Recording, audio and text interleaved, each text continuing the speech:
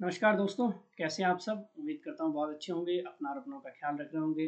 जैसा मैंने पहली वीडियो में बताया था कि मौर्य साम्राज्य बहुत बड़ा है और मौर्य साम्राज्य से काफ़ी प्रश्न भी बनते हैं यूजीसी नेट में, स्टेट पीसीएस एग्जाम में।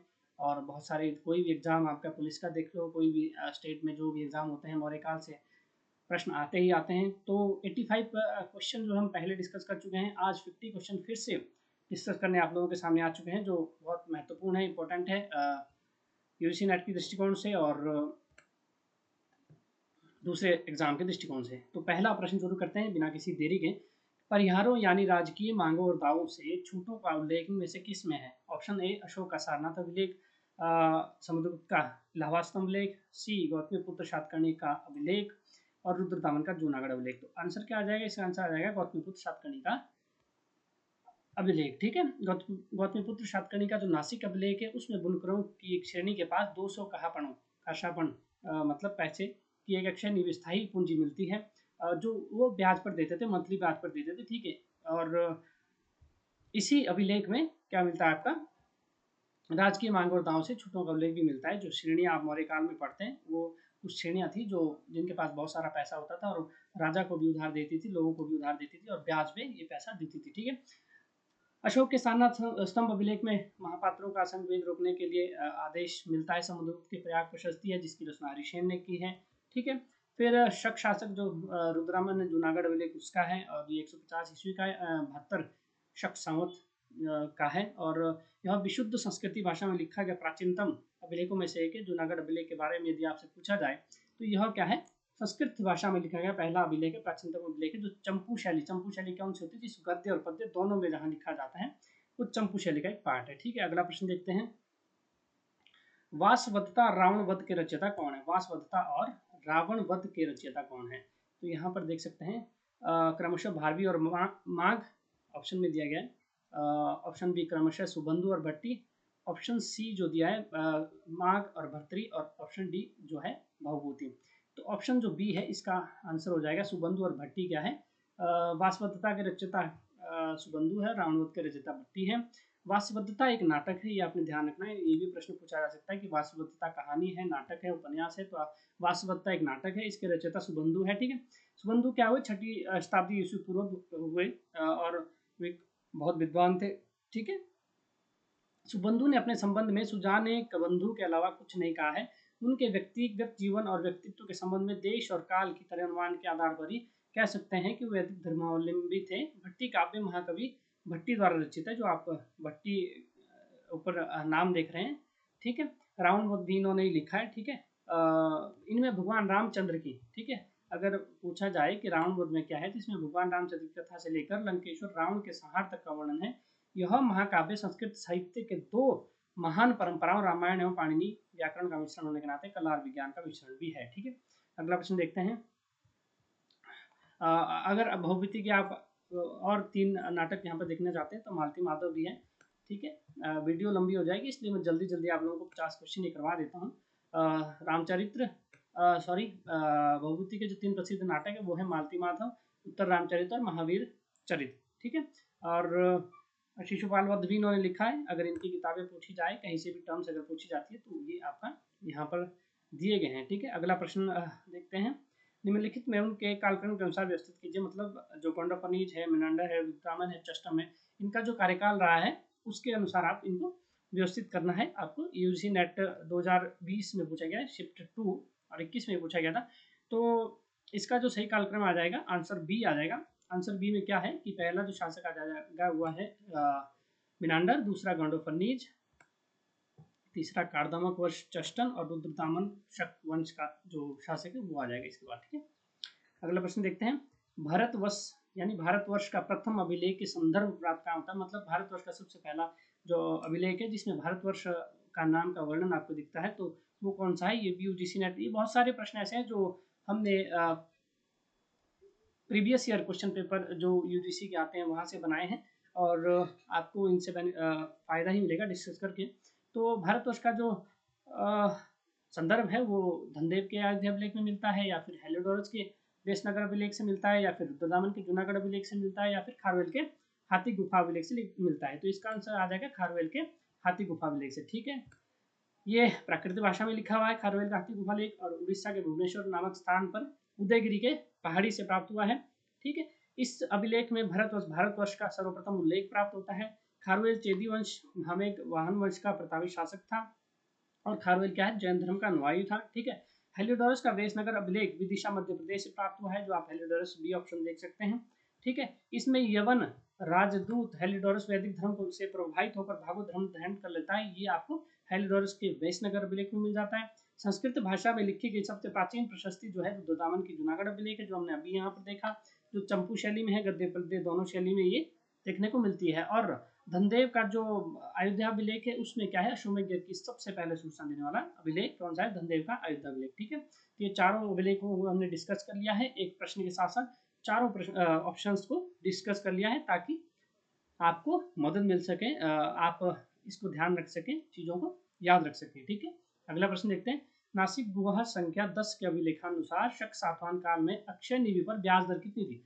ठीक है, ऑप्शन ए 6 से 9%, बी है 9 से 12, सी है 12 से 16 और डी है 15 से 18। ये भी यूजीसी नेट 2020 में पूछा गया है, तो आंसर क्या आ जाएगा, 9 से 12%। ठीक है, शक शासक नहपान के दामाद उषावदत्त नासिक गुहा संख्या 10 एकमात्र अभिलेख जिसमें पूंजी निवेश से प्राप्त ब्याज दर का वर्णन है। जो आप पूंजी निवेश करते हैं, किसी को पैसे उधार देते हैं, उसका ब्याज जो मिलता है, उसका जो वर्णन है हमें कहाँ भी मिलता है, नासिक गुहा लेख में मिलता है। इस अभिलेख में स्पष्ट कहा गया है कि मूलधन पर कभी हाथ नहीं लगाना है, ये बहुत इंपॉर्टेंट है।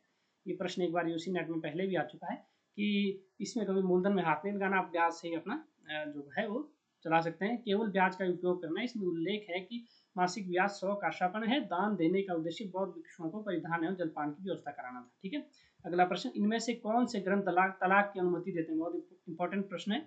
इनमें से कौन सा ग्रंथ तलाक की अनुमति देते हैं? पहला नारद स्मृति, बी जो दूसरा ऑप्शन है मानव धर्मशास्त्र, सी है अर्थशास्त्र, डी है याज्ञवल्क्य स्मृति। तो इसका जो उत्तर आ जाएगा वो आ जाएगा डी।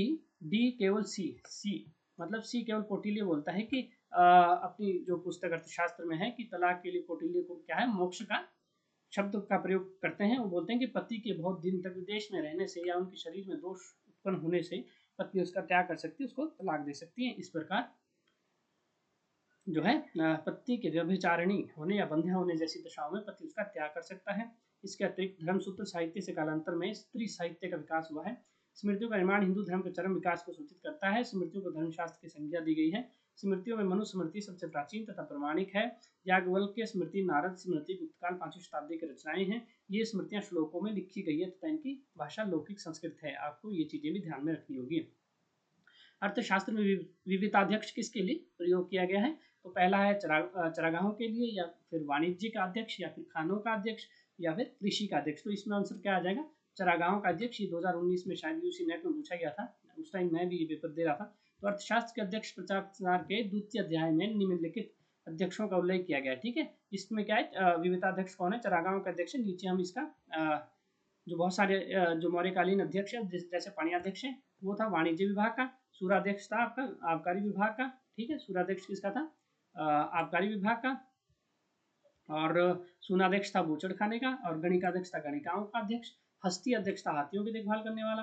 विविताध्यक्ष जो था वो चरागाहों के अध्यक्ष था। और कुओं का निर्माण, जलाशयों का निर्माण और जंगल से गुजरने वाले लोगों की रक्षा करता था। ये भी इंपॉर्टेंट प्रश्न यहाँ पे आप ये देख सकते हैं कि अगर चरागाहों का अध्यक्ष ऑप्शन में नहीं दिया है, कुओं का निर्माण, जलाशयों का निर्माण या जंगल से गुजरने वाले लोगों की रक्षा ही ऑप्शन दिया है, तब भी आप विविताध्यक्ष को यहाँ पर आंसर कर सकते हैं। ठीक है, अगला प्रश्न क्या है, अमरावती का महास्तूप मूल रूप से किस काल में स्थापित हुआ है?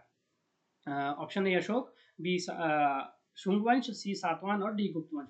तो सी इसका आंसर आ जाएगा, जो यहाँ पर ऊपर नीचे हो गए, सातवाहन काल में है अमरावती स्तूप। ठीक है, इसका स्तूप का मतलब क्या होता है, ढेर करना या ढेर लगाना। ठीक है, 84,000 स्तूपों को अशोक को क्या बोला जाता है कि 84,000 अशोक के बारे में बोला जाता है। 84,000 स्तूपों का निर्माण जो है अशोक ने किया था। ठीक है, अमरावती का महास्तूप जिसे महाचैत्य के रूप में जाना जाता है, सातवाहन कालीन स्तूप है। ठीक है, अगला प्रश्न देखते हैं। डाइमिकस एक राजदूत सीरिया से किसके दरबार में भेजा गया था? ठीक है, तो option A Bimbisara, C B Ajatashatru, C Bindusara और डी चंद्रगुप्त। यहाँ भी ऊपर नीचे हो गया है, तो आंसर क्या आ जाएगा, सी आ जाएगा इसका, अजातशत्रु के टाइम। ठीक है, क्योंकि बिंदुसार ने यूनानियों को अमित्र घात कहा है, जिसका अर्थ है शत्रुओं का नाश। सी आ जाएगा बिंदुसार के टाइम। ठीक है, जिसका अर्थ है शत्रुओं का नाश। इसका जो उत्तर है वो क्या है, सी आ जाएगा। इसका एक नाम शींशेन भी है, ठीक है, बिंदुसार का एक नाम क्या है, शींशेन भी है। बिंदुसार के समय सीरिया के शासक एंटियकस प्रथम ने डाइमेकस नामक राजदूत को भेजा। मिस्र के शासक टॉलमी द्वितीय फिलाडेल्फस ने डाइनोसिस नामक राजदूत बिंदुसार के दरबार में भेजा था, ठीक है। बिंदुसार के समय में तक्षशिला में वहां के मार्तियों के विरोध में एक विद्रोह हुआ, जिसे दबाने हेतु मालवा या उज्जैन के प्रशासक अशोक को भेजा था। ये भी प्रश्न कई बार देखने को मिलता है। निम्नलिखित में से किस स्थान से अग्नि मंदिर की प्राप्ति हुई है, बहुत इंपॉर्टेंट प्रश्न है। अग्नि मंदिर की प्राप्ति किस स्थान से हुई है? प्रश्न ए है कपिला, बी सुरपोतल, सी चार सद्दा और डी शाहबाद गढ़ी। तो ऑप्शन बी इसका जो है वो सही आंसर आ जाएगा, सुरपोतल से, ठीक है। बैक्टीरिया क्षेत्र का एक दक्षिणी भाग है। यह कुषाणों के शासनकाल के टाइम प्रकाश में आया था, ठीक है। यहीं से हमें एक रवातक शिलालेख जो कुषाण कालीन है वो भी प्राप्त हुआ है, कहाँ से? सुरपोतल से, ठीक है। अगला प्रश्न देखते हैं। मौर्य काल में सन्निधाता का अर्थ क्या होता था? सन्निधाता कौन होता था? तो ऑप्शन ए राजकोष और भंडार गृह का प्रमुख अभिरक्षक, प्रमुख सेनाध्यक्ष या नमक अधीक्षक, या फिर आकलन और संग्रहण का प्रमुख अधिकारी। तो ए ऑप्शन इसका जो है वो सही आ जाएगा, राजकोष और भंडार गृह का प्रमुख अभिरक्षक। जो सन्निधाता था वो राजकोष और भंडार गृह का प्रमुख होता था, वो उसकी जानकारी रखता था, ठीक है।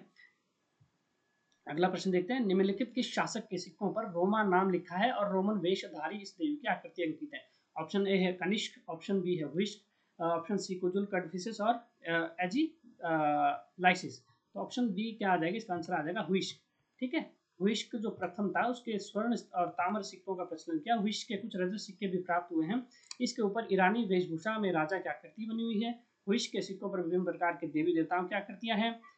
यूनानी रोमन लिपि के लेख सिक्कों पर मिलते हैं, ठीक है। सिक्कों पर यूनानी देवी देवताओं, पारसी देवताओं, भारतीय देवताओं की आकृतियां भी प्राप्त होती है। किसके सिक्कों पर? हुइस्क के सिक्कों पर, जो कुषाण कालीन एक शासक था, ठीक है।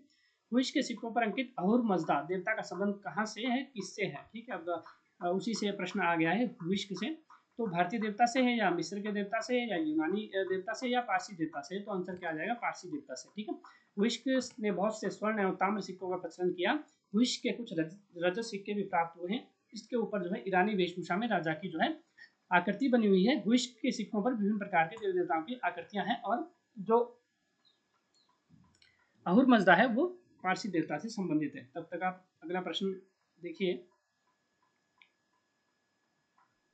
कर्ण वंश के निम्नलिखित शासकों पर विचार कीजिए तथा उन्हें काल क्रमानुसार व्यवस्थित कीजिए।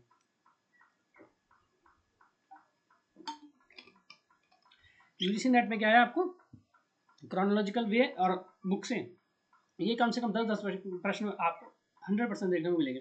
10 तो नहीं, लेकिन 5 से 6 7 प्रश्न आपको देखने को मिलेंगे। क्रोनोलॉजिकल वे वाले तो आपको 10 क्वेश्चन मिल ही जाएंगे, लेकिन 5 से 6 प्रश्नों में आपको किताबें भी पूछी जाएगी। लेटेस्ट किताबें हैं या एंशिएंट किताबें हैं, मॉडर्न मेडिवल की किताबें जरूर पूछी जाएगी, तो इसका आप ध्यान रखिए। 14वां प्रश्न जो है, कर्ण वंश के निम्नलिखित शासकों पर विचार कीजिए तो उन्हें काल क्रमानुसार व्यवस्थित कीजिए। पहला वसुदेव, दूसरा नारायण, तीसरा भूमिमित्र, चौथा है सुशर्मन।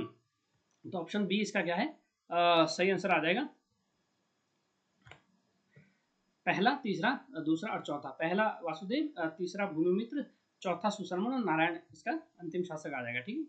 अगला प्रश्न देखते हैं। ओशो प्रकार की मुद्रा किसने चलाई थी? ओशो प्रकार की मुद्रा, ऑप्शन ए है विमल कडफिसिस, बी कुजुल कडफिसिस और सी वासुदेव, डी कनिष्क, ठीक है। तो ऑप्शन डी इसका आंसर आ जाएगा, कनिष्क ने ओशो प्रकार की जो है मुद्रा चलाई थी, ठीक है।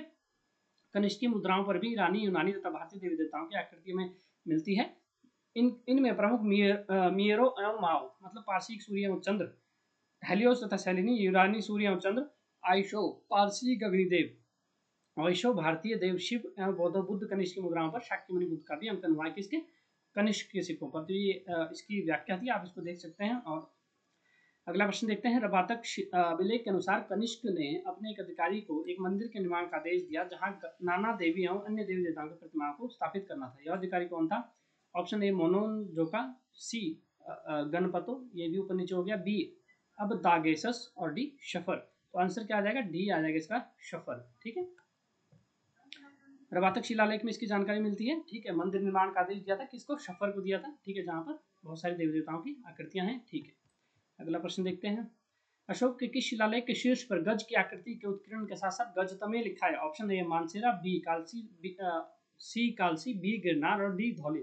तो ऑप्शन सी जो है इसका सही आंसर हो जाएगा। कालसी का जो अशोक का शिलालेख है उस पे क्या है, हाथी की आकृति और एक गजतमे का जो लेख लिखा गया है, ठीक है। यह उत्तराखंड में देहरादून नामक प्लेस में है और जिसकी खोज 1860 में फॉरेस्ट महोदय ने की थी।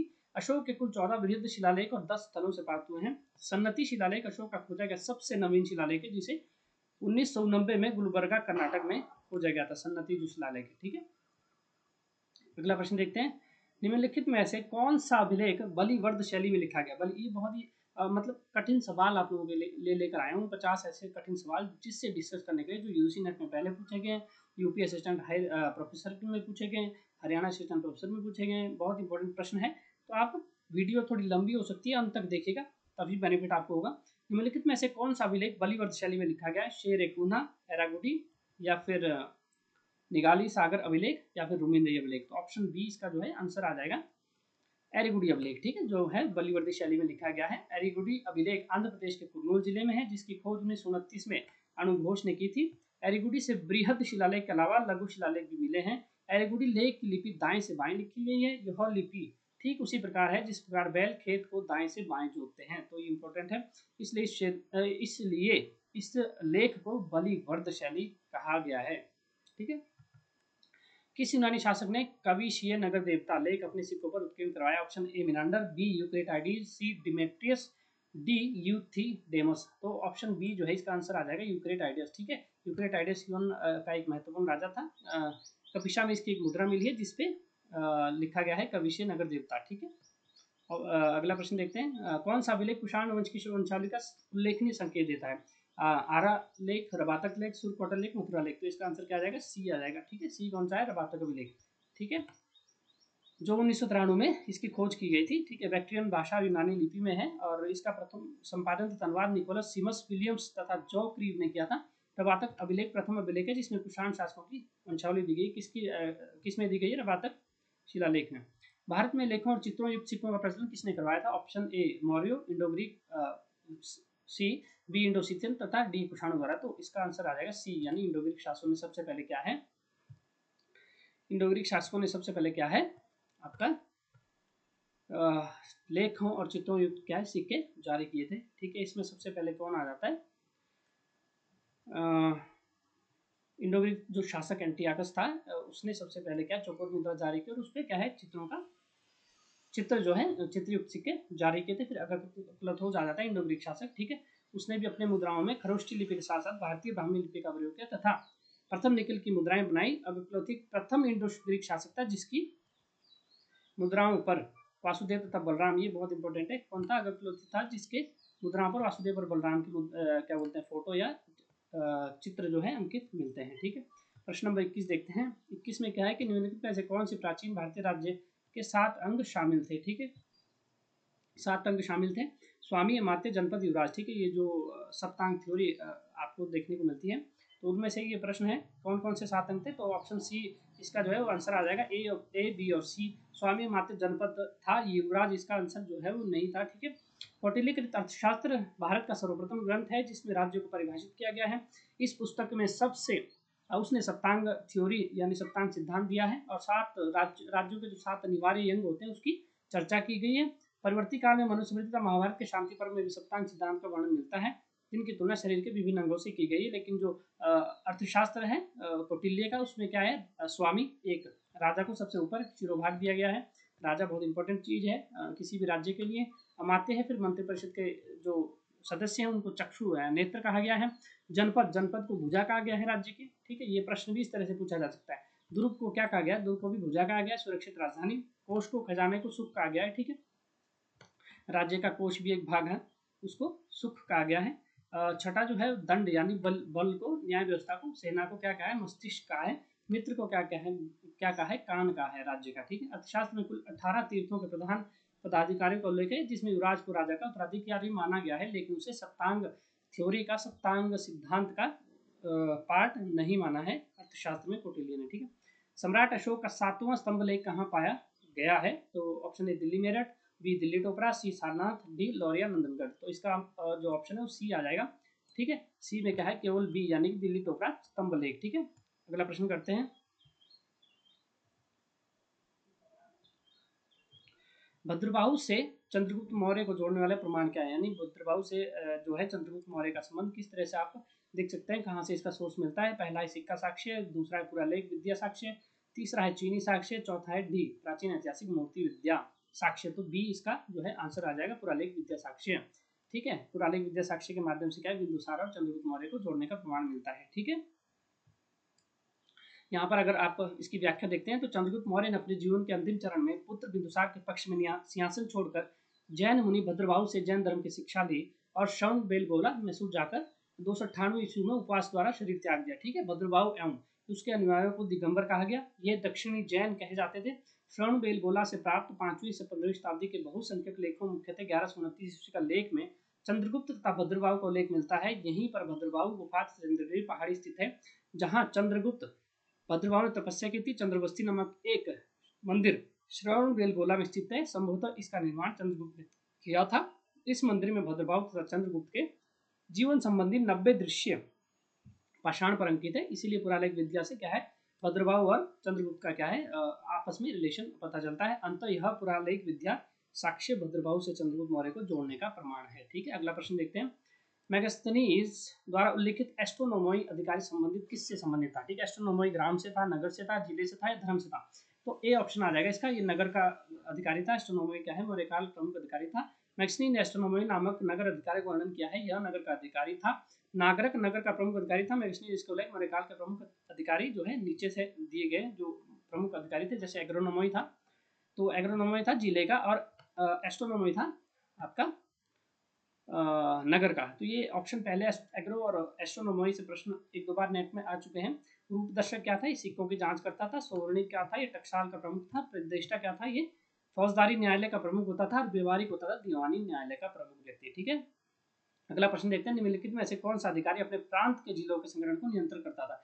पहला है समाहर्ता, दूसरा है सन्निधाता, तीसरा स्थानिक, चौथा परामर्शदाता। तो ए ऑप्शन इसका सही आंसर आ जाएगा, समाहर्ता। ठीक है, प्रांत और जिलों को कौन देखता था, समाहर्ता देखता था। ठीक है, अगला प्रश्न देखते हैं। या फिर इसके और जो नीचे दिए गए, समाहर्ता जो है राजस्व विभाग का प्रधान था। सन्निधाता राजकीय कोषाध्यक्ष में रहता था।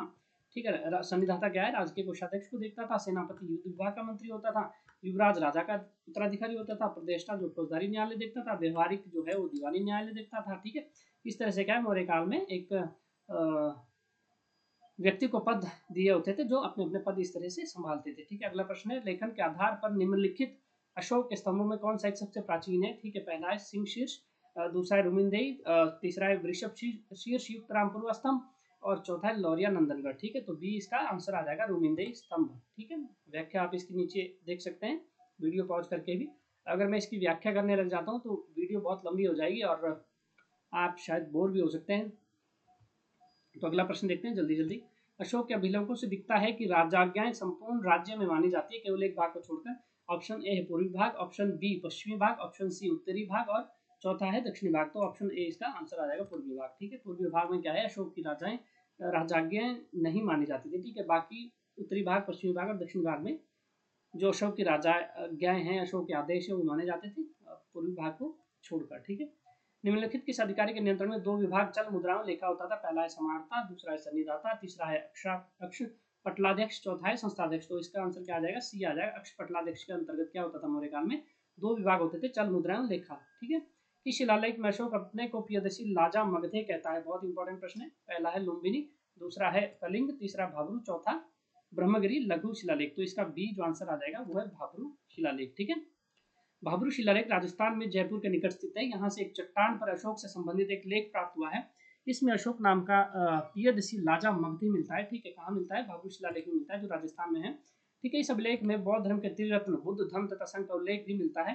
भाब्रू लेख में कुछ बौद्ध ग्रंथों के उदाहरण भी दिए गए हैं, एग्जाम्पल दिए गए हैं। ठीक है, अगला प्रश्न देखते हैं। सम्राट अशोक ने महाराष्ट्र में बौद्ध धर्म के प्रचार हेतु किसको भेजा था। तो ए महारक्षित, बी महादेव, सी महाधर्म रक्षित, डी है सोन तथा उत्तर। तो इसका आंसर सी आ जाएगा। ठीक है, महाधर्म रक्षित को कहाँ भेजा था, महाराष्ट्र में भेजा था। नीचे आप देख सकते हैं कि किसको कहाँ कहाँ भेजा था। आप महेंद्र और संघमित्रा को सोन तथा उत्तरादेश भेजा था। महेंद्र और संघमित्रा को शायद श्रीलंका भेजा था। इसको आप क्लियर कर सकते हैं। महारक्षित को कश्मीर तथा गांधार भेजा था। इसको आप देख सकते हैं। महेंद्र संघमित्रा शायद श्रीलंका भेजा था इन दोनों को। ये शायद ऊपर नीचे हो गया, तो आप इसको क्लैरिफाई कर सकते हैं। अगले प्रश्न पर जाते हैं। निम्नलिखित स्थान से 4 सिंह युक्त शीर्षक की प्राप्ति की गई है। लौरिया, राज, सांची, रामपुरवा, बसाड़, बखीरा। ठीक है, तो इसका आंसर बी आ जाएगा। बी, सांची से क्या है आपका 4 शीर्ष सिंह युक्त शीर्षक वाली प्राप्ति होती है। सांची भारत के मध्य प्रदेश जिले के रायसेन जिले में स्थित है। मध्य प्रदेश राज्य के रायसेन जिले में स्थित है। सांची शहर बौद्ध स्तूपों के लिए प्रसिद्ध है। स्तूप अर्धगोलाकार संरचना जो बुद्ध है उसके अनुयायियों के जीवन के संबंधित है। सांची स्तूपों का निर्माण अशोक के समय हुआ है। ध्यातव्य है कि सांची के 4 सिंह युक्त शीर्षक की प्राप्ति हुई है। 4 सिंह पीठ सटाए हुए हैं। इन सिंहों के नीचे दाना चुगते हुए हंसों को भी दर्शाया गया है। बहुत इंपॉर्टेंट प्रश्न है। 4 सिंह तो हमें मिले मिले हैं, लेकिन इनके नीचे क्या है, 2 हंसों को हमें दाना चुगते हुए दिखाया गया। ठीक है, मौर्य के केंद्रीकृत राज्य का स्वरूप अशोक के समय पितृवत हो गया। यह स्पष्ट रूप से उसके किस अभिलेख में उल्लेखित किया गया है? ऑप्शन ए है कलिंग, बी शिलालेख 13वां, सी है लघु शिलालेख और डी है स्तंभ लेख। ऑप्शन ए इसका आंसर आ जाएगा। कलिंग शिलालेख में ये सब चीजें आपको देखने को मिलती है। ठीक है, मौर्य काल में मौर्य प्रशासन में उपाध्यक्ष अधिकारी कौन था, क्या चीजें वो संभालता था? पहला है परिवहन, बी कृषि, सी जल संसाधन और डी है वन। तो इसका आंसर डी आ जाएगा, वन संसाधन। जो उपाध्यक्ष था वो वन संसाधन मंत्री था, या वनों के बारे में या जंगलों के बारे में सरकार को बताता, उसका ध्यान रखता था। ठीक है, नीचे देख सकते हैं पण्याध्यक्ष वाणिज्य का था। यहाँ पर अगर आप एक्सप्लेनेशन में देखते हैं, पण्याध्यक्ष वाणिज्य का था, उपाध्यक्ष वन संसाधन का था, पोतवाध्यक्ष मापतोल का था, शीताध्यक्ष राजकीय भूमि का था और विविधाध्यक्ष जो हम पहले भी डिस्कस कर चुके हैं चरागांव का अध्यक्ष था। मुद्राध्यक्ष जो होता था वो पासपोर्ट अधिकारी होता था। ठीक है, अगला प्रश्न हम देखते हैं। अशोक के किस शिलालेख में कारुबाकी और पुत्र तीवर का उल्लेख मिलता है? ऑप्शन ए है लघु शिलालेख, बी है रानी शिलालेख। ऑप्शन ए लघु शिलालेख 7th, बी है रानी का शिलालेख, सी है लघु शिलालेख 8th और डी है स्तंभ लेख 7th। तो यूपी हायर स्टेट ऑप्शन में पूछा गया था। बी इसका सही आंसर आ जाएगा, रानी का शिलालेख। इसमें हमें क्या मिलता है, उनके पुत्र तीवर और कारुबाकी रानी का वर्णन मिलता है। ठीक है, साथ ही इसमें क्या है, एकमात्र पत्नी और पुत्र का वर्णन मिलता है। इसे दानात्मक अभिलेख भी कहा गया है। मतलब दानात्मक अभिलेख क्यों कहा गया है? इस स्तंभ लेख में लिखा है कि उपासकों को प्रत्येक उपोषण दिवस पर आकर नियम का पालन करना चाहिए। ये भी इस अभिलेख में देखने को मिलता है। ठीक है, चरक निम्न में से किस शासक का समकालीन था? ऑप्शन ए अशोक, बी आपका अजातशत्रु, सी कनिष्क और डी यशोवर्मन। तो इसका आंसर सी आ जाएगा। कनिष्क के दौरान क्या है, चरक जो है वो कनिष्क का समकालीन था। ठीक है, चरक ने क्या क्या लिखा है आप इसके बारे में नीचे पढ़ सकते हैं एक्सप्लेनेशन में। आयुर्वेद के जो ग्रंथ हैं वो चरक ने लिखे हैं। ठीक है, कुषाण वंश के राजवैद्य भी चरक रहे हैं। अगला प्रश्न देखते हैं। निम्न में से कौन सा कथन सत्य नहीं है? ऑप्शन ए कनिष्क के काल में कुषाण साम्राज्य का विस्तार पूर्व में गंगा घाटी से दक्षिण में मालवा तक फैला हुआ था। ऑप्शन बी कनिष्क से संबंधित रबातक अभिलेख पश्चिमी उत्तर प्रदेश से प्राप्त हुआ है। ऑप्शन सी वसुमित्र व सुबोध जैसे बौद्ध विद्वानों को कनिष्क का संरक्षण प्राप्त था। ऑप्शन डी कनिष्क के सिक्कों में भारतीय, यूनानी और पश्चिमी एशियाई धार्मिक परंपराओं का प्रतीक सम्मिलित है। तो ऑप्शन बी इसका जो है आंसर आ जाएगा, क्योंकि जो रबातक अभिलेख है वो उत्तर प्रदेश से नहीं मिला है आपका, वो अफगानिस्तान के बगलहात प्रांत से मिला है। ठीक है, रबातक अभिलेख जो है वो अफगानिस्तान के बगलान प्रांत में स्थित है और वहाँ से जो रबातक शिलालेख में जो कुषाणों की है वो वंशावली भी प्राप्त होती है। 23 पंक्तियां हमें इसमें देखने को मिलती है। बैक्टीरिया भाषा तथा यूनानी लिपि युक्त जो ये अभिलेख है उसमें क्या है, हमें कुषाणकालीन वंशावली भी मिलती है। ठीक है, अगला प्रश्न देखते हैं। निम्नलिखित में से मौर्य प्रशासन में सन्निधाता किस विभाग का प्रमुख था? तो ऑप्शन ए भंडार, बी कोषागार, सी अश्वारोही और डी ग्रामीण। तो बी इसका आंसर आ जाएगा, कोषागार से संबंधित ये व्यक्ति था। ठीक है, सन्निधाता किससे संबंधित था? कोषागार से संबंधित था। निम्नलिखित में से कौन से अभिलेखों में अकाल से निपटने के लिए जो है वो उपायों का वर्णन किया गया है अकाल से निपटने के लिए? तो ए है शाबाशगढ़ी, बी मास्की, 3 आपका सौगोरा, चौथा आपका महास्थान। तो यहाँ पर नीचे कूट है, आपको उनको मिलाना होगा। तो ऑप्शन जो सी है वो आंसर आ जाएगा 3 और 4। 3 और 4 में कौन है? आप ऊपर देख सकते हैं 3 और 4 में कौन सा ऑप्शन है, वो है सौगोरा और महास्थान अभिलेख जो है उसमें क्या है, अकाल से निपटने के लिए चीजों को बताया गया है। अशोक के अभिलेखों और बौद्ध साहित्य से स्पष्ट होता है कि साम्राज्य अनेक सूबों में बटा हुआ था।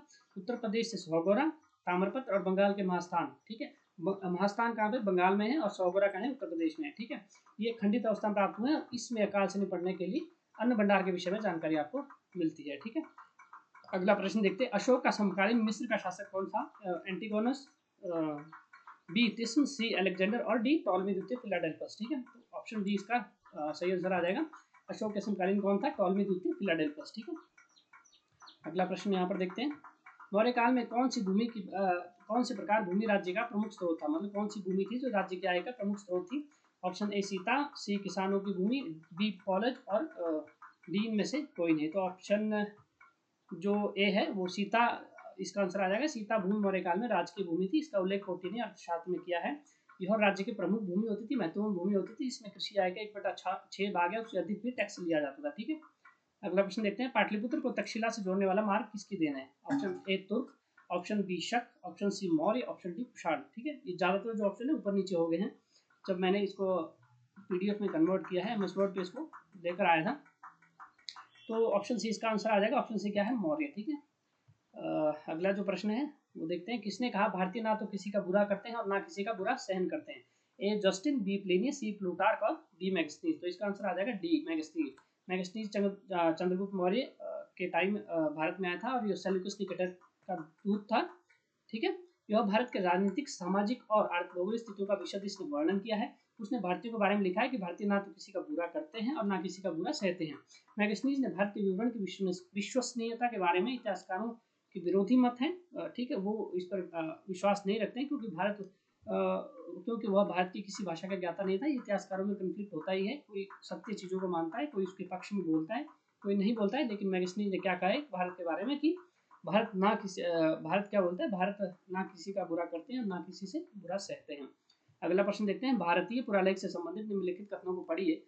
खरोष्टी लिपि जो कि दाएं से बाएं लिखी जाती थी, मुख्यतः प्राचीन भारत के गांधार क्षेत्र में प्रयोग थी। ठीक है, दूसरा देखते हैं, गुप्त ब्राह्मी का विकास सिद्ध मातृका नामक लिपि से हुआ है। तीसरा ऑप्शन देखते हैं, जेम्स प्रिंसेप ने पियोदसी नाम से जारी किए गए अभिलेखों के शासक के रूप में मौर्य शासक अशोक की पहचान की है। यहाँ पर आपको क्या है, उनमें से कौन सा असत्य है, असत्य देखना है। ऑप्शन सी इसका आंसर आ जाएगा, केवल 3। तीसरा इसका है कि जेम्स प्रिंसेप ने पियोदसी नाम से जारी किए गए अभिलेखों के शासक के रूप में मौर्य शासक अशोक की पहचान की है। नीचे एक्सप्लेनेशन अगर हम इसकी पढ़ते हैं, तो खरोष्टी लिपि जो दाएं से बाएं लिखी जाती थी, मुख्यतः प्राचीन भारत के महाजनपद गांधार क्षेत्र में व्यवहार में प्रचलित थी। ठीक है, ये सही है। ब्राह्मी लिपि गुप्त काल में विकसित होकर सिद्ध मातृका लिपि बनी, ये भी सही है। लेकिन जेम्स प्रिंसेप ने पियोदसी नाम से जारी किए गए अभिलेखों से अशोक का पता लगाया था। ठीक है, कि ये अशोक के बारे में है। अगला प्रश्न देखते हैं, व्यापारी एक स्थान से दूसरे स्थान को माल लेकर जाते समय समूह में चलते थे, इसे क्या कहा जाता था? ऑप्शन ए है पणितव्य, ऑप्शन बी है श्रेष्ठी, ऑप्शन सी है सार्थ, ऑप्शन डी है औद्रिका। तो इसका आंसर सी आ जाएगा। सी क्या है? सार्थ। सार्थवा जो कारवा लेकर चलते थे, बहुत सारे जो ऐसे लोग हैं जो प्राचीन समय में या मौर्य काल में समूह में अपना सामान बेचने के लिए चलते थे, उनको क्या बोलते थे? सार्थ बोले जाते थे। ठीक है, काफिला जो मौर्य काल में चलते थे उनको सार्थवा के नाम से जाना जाता था। अगला प्रश्न देखते हैं, निम्न में से कौन अशोक मौर्य द्वारा बौद्ध धर्म के प्रचारक नहीं भेजा गया था? महादेव, रक्षित या धर्मरक्षित। तो ऑप्शन इसका जो ए है वो सही आंसर आ जाएगा। ठीक है, इसको जो मही है उसको नहीं भेजा गया था कहीं भी धर्म प्रचारित हो। ठीक है, अगला प्रश्न देखते हैं, संगम साहित्य ग्रंथ तोल काव्यम किस विद्या से संबंधित है?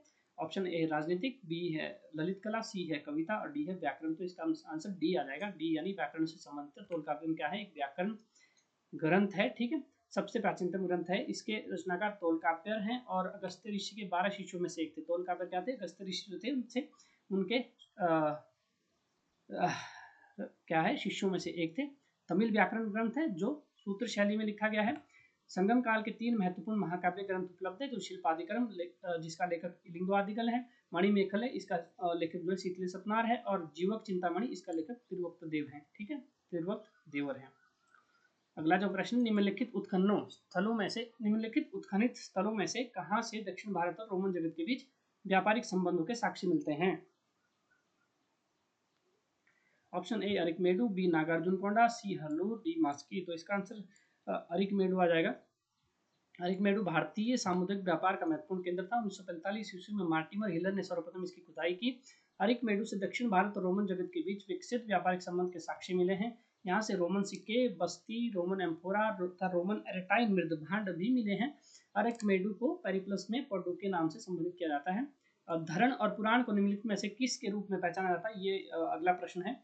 साहित्य है या मुद्राएं हैं या मनके हैं या तौल के यंत्र हैं? तो इसका आंसर सी आ जाएगा। सी मुद्राएं हैं। धरण और पुराण क्या है? मुद्राएं हैं। धरण और पुराण प्राचीन काल की आहत मुद्राएं थी। पुराण और धरण का आहत मुद्रा के रूप में उल्लेख मनुस्मृति में हुआ है। पाली साहित्य में आहत मुद्राओं को काहापन तथा संस्कृत में काशापन कहा गया है। आहत मुद्राओं को कौटिल्य ने पर्ण नाम से भी नाम दिया है। आहत मुद्राओं का प्राचीनतम ढेर जो है उत्तर भारत के पूर्वी उत्तर प्रदेश या मगध में मिलता है। ठीक है, अगला प्रश्न देखते हैं, कौटिल्य के अर्थशास्त्र में कितने अधिकरण और श्लोक हैं? ठीक है, इसका जो ऑप्शन ए है 15 अधिकरण 6000 श्लोक, 10 अधिकरण 5000 श्लोक, 20 अधिकरण 3000 श्लोक, 12 अधिकरण 6000 श्लोक। तो इसका आंसर ए आ जाएगा। ए में क्या है आपका 15 अधिकरण और 6000 श्लोक। ठीक है, अर्थशास्त्र जो कौटिल्य ने लिखा है इसकी जो भाषा है वो संस्कृत है। ठीक है, और गद्य पद्य में मिश्रित है, कहीं पर गद्य है कहीं पर पद्य है, सूत्र शैली में लिखा गया है। ठीक है, इसमें जो है 6000 श्लोक और 15 अधिकरण है। 6000 श्लोक 15 पाठ आप उसको बोल सकते हैं, 180 प्रकरण है, 15 चैप्टर आप उसको बोल सकते हैं। कौटिल्य ने हिंदू शासन पर प्राचीनतम पुस्तक अर्थशास्त्र का प्रणयन किया यानी लिखा 1905 में पंडित राम शास्त्री द्वारा। यहाँ से प्रश्न बन सकता है कि 1905 में पंडित राम शास्त्री द्वारा अर्थशास्त्र की पहली पांडुलिपि खोजी। 1915 में अर्थशास्त्र का प्रथम अनुवाद जो है वो उपलब्ध हो गया था। ठीक है, अगला प्रश्न देखते हैं। अर्थशास्त्र में वर्णित शासन के उपविभागों का निम्नलिखित में से कौन सा मेल सही नहीं है? ये प्रश्न बहुत बार पूछा गया, बहुत बार। ठीक है, कि स्थानीय 100 गांव का समूह होता था, या फिर द्रोणमुख 400 गांव का समूह होता था, या फिर खारोटिक 200 गांव का समूह होता था, या फिर संग्रहण 100 गांव का समूह होता था। तो ए और डी इसका जो है आंसर है, ये बिल्कुल भी सही नहीं है। ए स्थानीय 1000 गांव का समूह नहीं होता था, डी भी संग्रहण जो है 100 गांव का समूह नहीं होता था। यहाँ पर नीचे दिया गया स्थानिक जो होता था वो 800 गांव का समूह होता था। मिलान में भी, मिलान के लिए भी, मैचिंग के लिए बहुत बार ये प्रश्न पूछा गया यूसी नेट में, आप इसको देख सकते हैं। द्रोणमुख जो है वो 400 गांव का समूह था। ठीक है, खारवटी क्या है 200 गांव का समूह था, और संग्रहण क्या है 10 गांव का समूह था। बहुत इंपॉर्टेंट प्रश्न है, इसको आप रट लीजिए, याद कर लीजिए, ये कहीं ना कहीं जरूर पूछा जाता है। ठीक है, कनिष्क बौद्ध धर्म की किस शाखा का अनुयायी था? तो इसका जो ऑप्शन है वो बी आ जाएगा। महायान शाखा का जो अनुयायी था कनिष्क, वो महायान शाखा से था। कनिष्क कुषाण काल का शासक था। कनिष्क ने चंद्रगुप्त की भांति साम्राज्य विस्तार किया, तो उसने अशोक की भांति बौद्ध धर्म को प्रश्रय देकर जैन धर्म का प्रसार भी किया था, बौद्ध धर्म का प्रसार भी किया था।